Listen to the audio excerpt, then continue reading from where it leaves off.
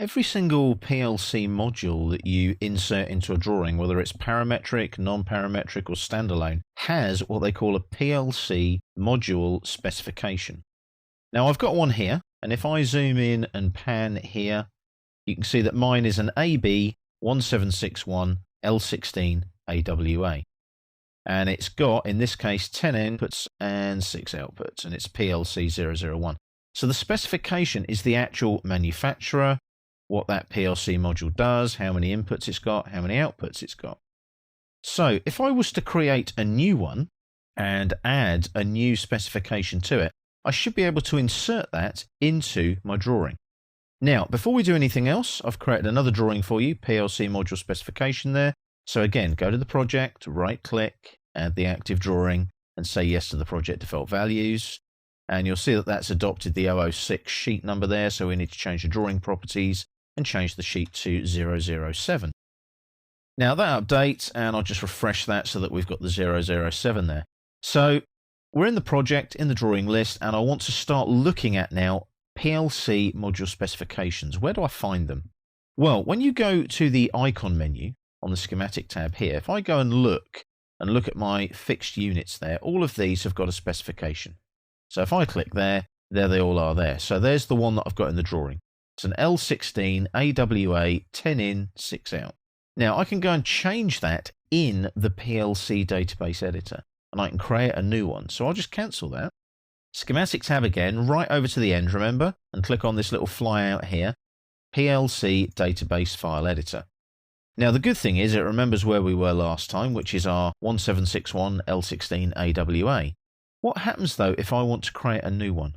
If I click on new module like that, it knows the manufacturer, defaults to 1761, it's a Micrologix L16. I'm going to put AWA in there like that.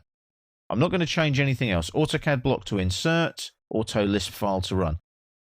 I don't actually know any of that right now, and I'm not too worried. Obviously, if you were doing this in a professional capacity, you would know which block to insert. You would know which auto Lisp file to run to get the parametrics to run. Spreadsheet to PLC, IO utility insertion position, right bottom. You've got module box dimensions, you can set these up as well.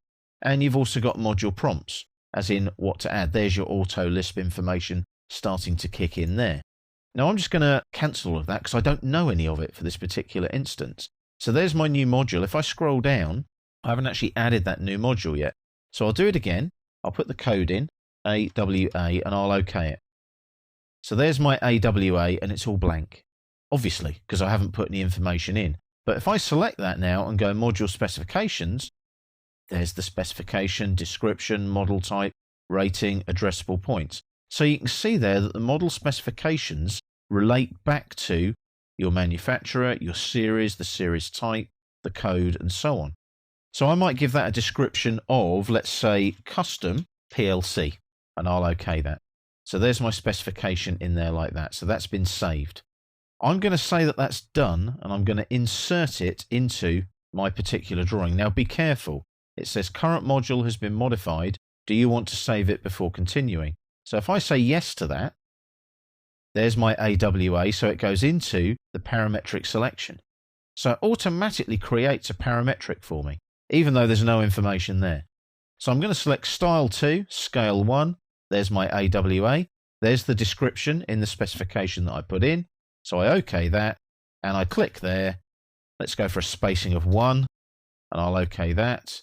OK it again, and there's nothing there because I haven't actually set anything up.